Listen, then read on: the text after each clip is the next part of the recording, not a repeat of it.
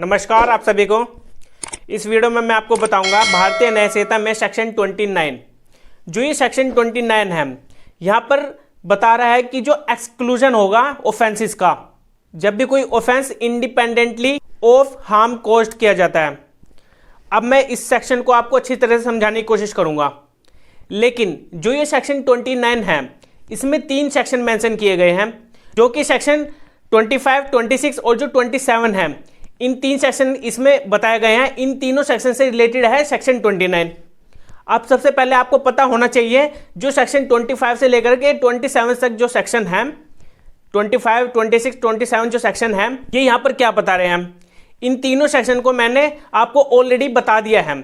अगर आपको वो सभी लेक्चर्स देखने हैं तो आप मेरी प्लेलिस्ट में जाकर देखिए।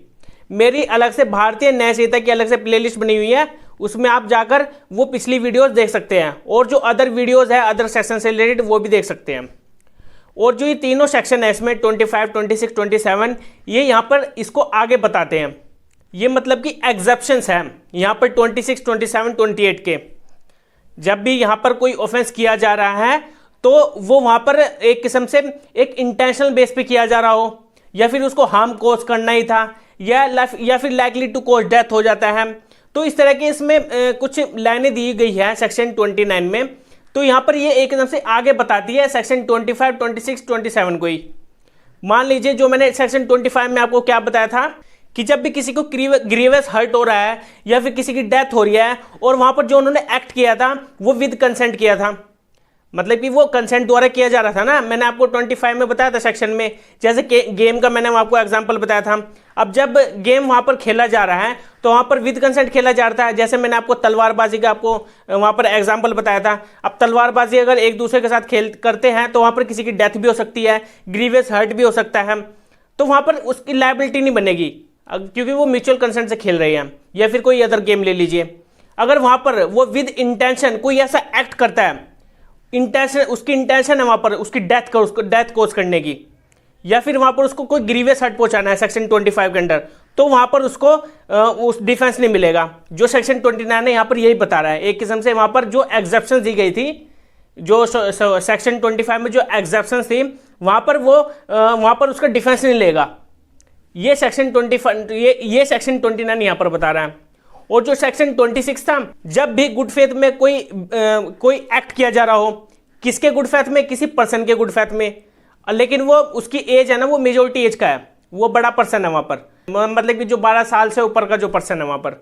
और जो सेक्शन 27 था वहाँ पर अंडर 12 ईयर्स ऑफ एज की बात की गई थी। जब भी इन दोनों के गुड फेथ में वहाँ पर एक्ट किया जा रहा हो तो तब उसको ऑफेंस नहीं माना जाता, लेकिन वहां पर उसकी पर्सन की इंटेंशन है। जैसे मैंने डॉक्टर्स का भी एग्जांपल लिया था, जो सेक्शन 26 और जो सेक्शन 27 था, जो गुड फेथ के लिए वहां पर एक्ट किया जा रहा था, किसी चाइल्ड के लिए, किसी अनसाउंड माइंड पर्सन के लिए, या फिर जो मेजोरिटी एज का है, जो बड़ा पर्सन है, जो सेक्शन 26 में मैंने आपको बताया था। अगर वहां पर विद इंटेंशन कोई ऐसा एक्ट किया जा रहा है और उसको पता है ऐसा एक्ट करने से, अगर वो गुड फेथ में भी करा, उसको पता है कि इसकी 100% यहाँ पर डेथ कोज हो सकती है, या फिर उसको कोई ग्रीवियस हर्ट पहुंच सकता है, तो वो ऐसा एक्ट करने पर उसका वो ऑफेंस माना जाएगा, वो गुड फेथ में वहां पर काउंट नहीं होगा।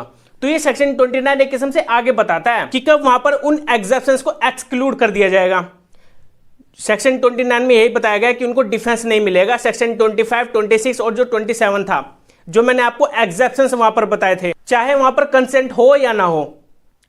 अब सेक्शन 29 तो ये आगे बताता है कि जो सेक्शन 25, 26, 27 सेक्शन है, वहां पर जो एग्जेप्शन दी गई है, चाहे वो विद कंसेंट किए गए हो, चाहे गुड फेथ में किए गए हो, या फिर उसके किसी के बेनिफिट के लिए किए गए हो, लेकिन वहां पर उसको पता था 100% कि वहां पर उन पर्सन की डेथ हो सकती है, तो तब वहां पर उसको एक ऑफेंस मान लिया जाएगा। जो सेक्शन 29 है सिंपली यहाँ पर यह बताने की कोशिश कर रहा है। बहुत छोटा सा सेक्शन है, इसको ये ज़्यादा इतना पूछा जाने वाला क्वेश्चन भी नहीं है, लेकिन आपको फिर भी आपको ध्यान रखना है। सेक्शन 29 जो सेक्शन 29 यहाँ पर बता रहा है, ये मतलब कि आगे इसको बताता है वहाँ पर कब उसका ऑफेंस माना जाएगा। सेक्शन 29 यहाँ पर यही बताता है, एक किस्म से एग्जेप्शंस को एक्सक्लूड कर देता है, बाहर निकाल देता है। जो सेक्शन 25, 26, 27 थे, उनके एग्जेप्शंस को वहाँ पर निकाल देता है बाहर। अब इसमें ही एक इलस्ट्रेशन भी दी गई है, इलस्ट्रेशन से आपको क्लियर हो जाएगा। इलस्ट्रेशन यहाँ पर क्या बता रही है, यहाँ पर मिसकैरेज की बात की गई है। मान लीजिए कोई प्रेग्नेंट वुमेन है और वो प्रेग्नेंट हो जाती है, क्योंकि उसका किसने रेप किया होता है और उस महिला को बाद में 3-4 महीने बाद पता लगता है कि मैं प्रेग्नेंट हो चुकी हूँ। तो वहाँ पर वो जब प्रेग्नेंट हो रही है तो वहाँ पर जब वो उसको मिसकैरेज कराने जाती है, तो जिसको हम अबॉर्शन भी बोल सकते हैं, तो वहाँ पर जो मिसकैरेज कराने जाती है ना, तो जब वो मिसकैरेज करा रही है ना, उसको पहले काफ़ी चीज़ों का वहाँ पर ध्यान रखना पड़ता है। जैसे अबॉर्शन से रिलेटेड काफ़ी लॉज बने हुए हैं कि कब आपको अबॉर्शन कराना चाहिए, कब नहीं कराना चाहिए। अगर लेकिन जो इलस्ट्रेशन इसमें बताई गई है, इलस्ट्रेशन में ये बताया गया है अगर वहाँ पर उस वुमेन की वहाँ पर जान बचाई जा रही हो तो तब जाकर वहाँ पर मिसकैरेज कराया जा सकता है, वैसे नहीं करा सकते। अब उसके गुड फेथ में जैसे भी ठीक लगे तब कराएंगे ना। अब वहाँ पर कंसेंट भी, वहाँ पर जो डॉक्टर है वहाँ पर एक मेडिकल प्रैक्टिशनर होता है गवर्नमेंट की तरफ से वो सर्टिफाई होता है, तो वहाँ पर उससे परमिशन लेनी होती है, तब जाकर वहाँ पर वो कर सकते हैं। अब जो ज़्यादा इमरजेंसीज होती है, जैसे वुमेन को वहाँ पर डेथ कोज हो सकती है वुमेन की वहाँ पर, तब जाकर वहाँ पर क्या करना है, अबॉर्शन करना है, जो मिसकैरेज हम बोल सकते हैं। तो वहाँ पर एक किस्म से तभी वहाँ पर इन एमरजेंसी कर सकते हैं। अब ऐसे नहीं कर सकते, अगर वो जानबूझकर वहाँ पर मिसकैरेज कराया जा रहा है तो तब जाकर वहाँ पर उसको एक ऑफेंस मान लिया जाएगा। इलस्ट्रेशन यहाँ पर सिंपली यही बता रहा है और कुछ नहीं बता रहा। तो मिलते हैं अब हम अपने नेक्स्ट वीडियो में। ये तो सिंपल सा टॉपिक था जो आपको समझ में आ गया होगा, सेक्शन 29 यहाँ पर क्या बताने की कोशिश कर रहा है। Okay bye.